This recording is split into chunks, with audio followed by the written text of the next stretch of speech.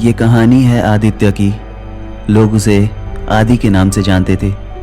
आदि एक बहुत ही अच्छा लड़का था। उसकी उम्र तकरीबन 24 साल थी और वो अभी कॉलेज में ही था। आदि के बहुत सारे दोस्त थे। वो अक्सर उनसे मिलता था, उनके साथ बैठकर उनसे बातें किया करता था। ज़्यादातर वक्त वो दोस्तों के साथ ही गुजारता था क्योंकि उसे बातें करना अच्छा लगता था, ख़ास तौर पर नए लोगों से, दोस्तों से। इसलिए वो अपने दोस्तों को ज़्यादा वक्त देता था। एक दिन की बात है, रात का वक्त था, तकरीबन 11 बज रहे थे। आदि चुपचाप बैठकर पढ़ाई कर रहा था। तभी अचानक उसका फ़ोन बजने लगा और उसने देखा कि किसी नए नंबर से कॉल था। उसे लगा हो सकता है उसका ही कोई दोस्त होगा। आदि ने फ़ोन उठाया। फ़ोन पर कोई लड़की थी। उसने कहा, मुझे मेरी माँ से बात करना है। उनका फ़ोन तुम्हारे पास कैसे आया? आदि ने जवाब दिया, ये तुम क्या बोल रही हो? ये मेरा फ़ोन है, शायद तुमने गलत नंबर डायल किया है। ये कहकर आदि ने फ़ोन काट दिया। आदि चुपचाप बैठकर पढ़ाई कर रहा था। थोड़ी देर के बाद उसी नंबर से फिर से कॉल आ गया। आदि ने फ़ोन उठाया और कहा, मैंने तुमसे कहा ना कि ये तुम्हारी माँ का नंबर नहीं है। ये मेरा नंबर है, मेरा नाम आदित्य है और प्लीज़ इस तरह कॉल करके परेशान मत करो। ये कहकर आदि ने फिर से फ़ोन काट दिया। आदि चुपचाप बैठकर फिर से पढ़ाई करने लगा और तकरीबन 2 घंटे तक वो पढ़ता रहा। उसके बाद आदि सोने चला गया। अगले दिन आदि जब सोकर उठा तो उसने सबसे पहले अपना फ़ोन चेक किया। उसमें उसी नंबर से व्हाट्सएप पर कुछ मैसेजेस आए थे। उसमें कुछ तस्वीरें थीं, कुछ पेंटिंग्स की तस्वीरें। आदि को वो बहुत पसंद आई। आदि उन्हें देख रहा था और मुस्कुरा रहा था। उसके बाद आदि ने अपना फ़ोन टेबल पर रख दिया। उसके बाद वो नहाने चला गया। जब आदि नहाकर वापस आया तो वो खड़ा होकर सोच रहा था कि उस नंबर पर कॉल करके उस लड़की से पूछे कि उसने ये फ़ोटोज़ उसे क्यों भेजे हैं। आदि उस लड़की को फ़ोन करता उससे पहले ही उसके दोस्त उसके घर पर आ गए। आदि उनके साथ बैठकर बातें करने लगा। जब उसके दोस्त चले गए तब आदि ने उस नंबर पर फिर से कॉल किया और उस लड़की से कहा, तुमने मुझे ये फ़ोटोज़ क्यों भेजे थे? मतलब मैंने तुम्हें कल बताया था कि ये गलत नंबर है। उसने कहा कि मुझे तुम्हारी आवाज़ अच्छी लगी, इसलिए मैंने तुम्हें बस ऐसे ही भेज दिया। आदि ने थोड़ी देर तक उस लड़की से बातें की। उसके बाद वो फ़ोन काट कर दूसरे कामों में बिज़ी हो गया। रात के वक्त आदि अपने दोस्तों के साथ एक रेस्टोरेंट में बैठा हुआ था। क्योंकि उसके मम्मी पापा घर पर नहीं थे, इसलिए वो आज़ाद था। काफ़ी देर तक वो लोग बैठकर बातें करते रहे और उसके बाद जब 11 बज गया तब आदि ने कहा, मुझे घर जाना चाहिए और तुम लोग भी अपने अपने घर चले जाओ। सब ने ये तय किया। उसके बाद सभी अपने घर के लिए निकल गए। रात के 12 बजे आदि अपने बेड पर सोने के लिए गया। उसने अपना फ़ोन एक टेबल पर रख दिया था। अचानक व्हाट्सएप पर एक मैसेज आया। आदि ने फ़ोन उठाकर देखा। वो मैसेज उसी लड़की का था। उस लड़की ने कहा था कि अपनी लोकेशन भेजो। आदि ने ये देखा। उसके बाद आदि ने उसी नंबर पर कॉल किया। आदि ने पूछा, तुम्हें लोकेशन क्यों चाहिए? उस लड़की ने कहा, बस ऐसे ही भेजो ना। आदि ने गलत लोकेशन उस लड़की को व्हाट्सएप पर भेज दिया। थोड़ी देर बाद आदि का फ़ोन बजने लगा। आदि ने फ़ोन उठाया।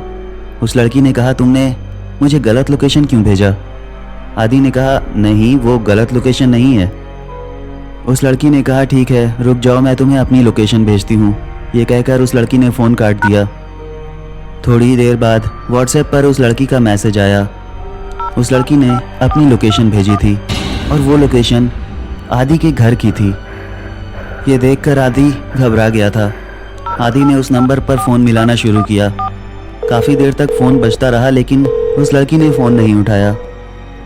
आदि जल्दी से उठकर खिड़की के पास गया। उसने इधर उधर देखा लेकिन कुछ भी दिखाई नहीं दे रहा था। अचानक उसकी नज़र एक पेड़ के पास गई और उसने देखा कि वहाँ पर एक अजीब सी लड़की खड़ी थी। ये देखकर आदि घबरा गया था। उसने फ़ौरन अपनी खिड़की बंद की। आदि अपने कमरे में गया और चुपचाप जाकर बैठ गया। उसे कुछ भी समझ नहीं आ रहा था। तभी अचानक व्हाट्सएप पर एक मैसेज आया। आदि ने अपना फ़ोन उठाया और देखा कि उस लड़की का मैसेज था। उसने लिखा था कि तुमने लाइट्स क्यों बंद कर दी, मुझे पता है तुम घर पर अकेले हो। आदि ये देखकर घबरा गया था। उसने फ़ोन रख दिया और चुपचाप बैठा हुआ था। तभी फिर से एक और मैसेज आया। आदि ने उस मैसेज को देखा। उसमें लिखा था, मैं अब तुम्हारे घर के अंदर आ रही हूँ। ये देखकर आदि बहुत घबरा गया था।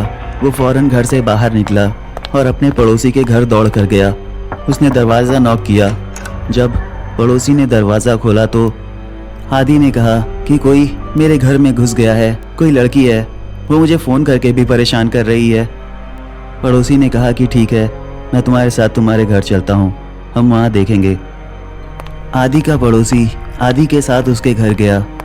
उसने एक एक कमरे को चेक किया, लेकिन कहीं कोई दिखाई नहीं दिया। उसने कहा, आदि हो सकता है तुम्हारा वहम होगा। आदि ने कहा, नहीं, उसने मुझे फ़ोन भी किया था, कोई मुझे परेशान कर रहा है। उस आदमी ने कहा, तुम घबराओ नहीं, अगर कोई दिक्कत होगी तो फिर से मेरे पास आ जाना, हम पुलिस बुला लेंगे। आदि ने कहा, ठीक है। वो आदमी आदि के घर से चला गया और आदि ने बाहर का दरवाज़ा बंद किया। उसके बाद वो अपने कमरे में जाकर चुपचाप लेट गया। कुछ देर तक वो लेटा रहा, उसे नींद नहीं आ रही थी।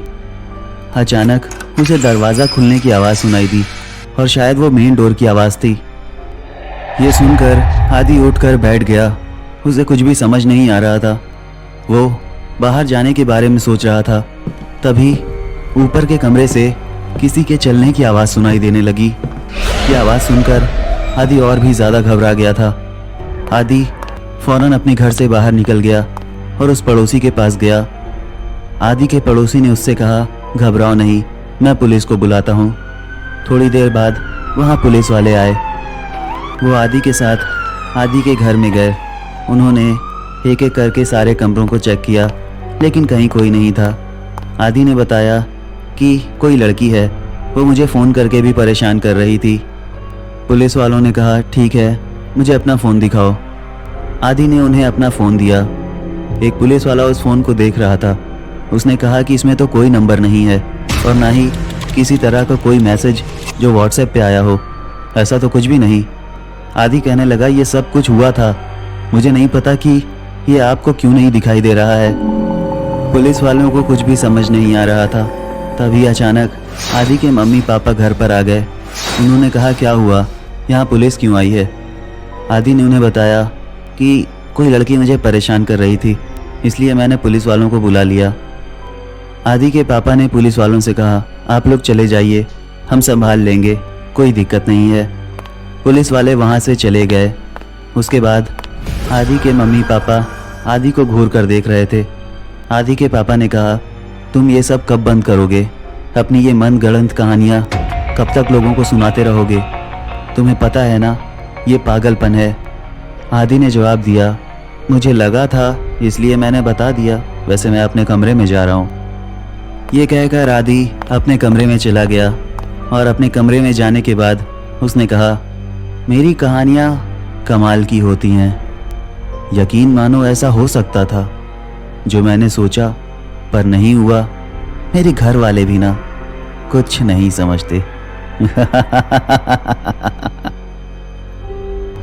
हाय एवरीवन, उम्मीद करता हूँ कि तुम लोग अच्छे होगे। सेफ रहने के लिए जो कुछ भी करना पड़े वो सब कुछ करो। अपना ख्याल रखो और अपने घर वालों का भी ख्याल रखो। मेरे 2 और चैनल हैं, स्पीड ड्रैगन और तफरी गेमिंग, जहाँ पर मैं काफ़ी एक्टिव हूँ। तो प्लीज़ उन दोनों चैनल्स को सब्सक्राइब कर लो और वहाँ जाकर सारे वीडियोस को लाइक भी कर देना। हो सके तो शेयर कर देना और नोटिफिकेशन बेल को दबाना मत भूलना। तो फिलहाल इस वीडियो को भी लाइक और शेयर कर दो और अगर अब तक सब्सक्राइब नहीं किया है तो सब्सक्राइब करके नोटिफिकेशन बेल को भी दबा लेना। तो अब मुलाकात होगी अगले वीडियो में, तब तक के लिए बाय।